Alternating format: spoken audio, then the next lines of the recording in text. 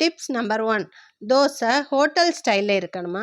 தோசை மாவில் 2 ஸ்பூன் கடலை மாவு சேர்த்து தோசை ஊற்றுனீங்கன்னா தோசை ஹோட்டல் ஸ்டைலில் மொறு மொறுன்னு இருக்குங்க. கண்டிப்பாக இதை ட்ரை பண்ணி பாருங்கள்.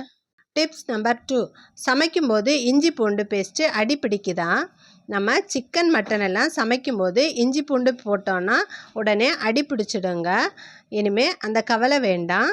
நீங்கள் இஞ்சி பூண்டு சேர்த்ததுமே கொஞ்சமாக உப்பு சேர்த்து வதக்குனீங்கன்னா கொஞ்சம் கூட அடி பிடிக்காது. இந்த டிப்ஸை நீங்கள் ட்ரை பண்ணி பாருங்கள். டிப்ஸ் நம்பர் 3, பூரி நீண்ட நேரம் உப்பலாக இருக்கணுமா? அதுக்கு பூரிக்கு மாவு பிசையும் போது சிறிதளவு சர்க்கரை சேர்த்து பிசையுங்க. அப்போது பூரி நீண்ட நேரம் அப்படியே உப்பலாக இருக்குங்க. இந்த டிப்ஸை ட்ரை பண்ணி பாருங்கள். டிப்ஸ் நம்பர் 4, பச்சை மிளகாய் வெட்டும்போது கை எரியுதா? அதுக்கு பச்சை மிளகாயை வெட்டுறதுக்கு முன்னாடி கொஞ்சமாக தேங்காய் எண்ணெயை கையில் தடவிட்டு வெட்டினீங்கன்னா கை கொஞ்சம் கூட எரியாதுங்க. இந்த டிப்ஸை நீங்கள் ட்ரை பண்ணி பாருங்கள். டிப்ஸ் நம்பர் 5, சிக்கன் சாஃப்டாக வரணுமா?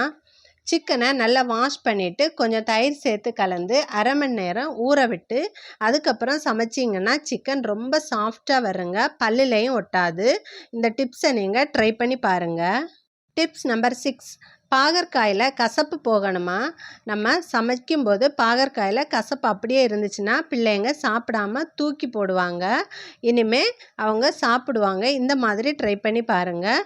பாகற்காயை சமைப்பதற்கு முன்னாடி அரை மணி நேரம் உப்பு கலந்த நீரில் ஊற வச்சுட்டு சமைச்சிங்கன்னா கொஞ்சம் கூட கசப்பு இருக்காதுங்க. கண்டிப்பாக இந்த டிப்ஸை நீங்கள் ட்ரை பண்ணி பாருங்கள். இந்த டிப்ஸில் உங்களுக்கு எந்த டிப்ஸ் ரொம்ப யூஸ்ஃபுல்லாக இருந்துச்சுன்னு கமெண்ட் பண்ணுங்கள். இந்த மாதிரியான யூஸ்ஃபுல்லான வீடியோக்களுக்கு நம்ம ஷேர் அண்ட் விலாக் சேனலை சப்ஸ்கிரைப் பண்ணி சப்போர்ட் பண்ணுங்கள். தேங்க்யூ.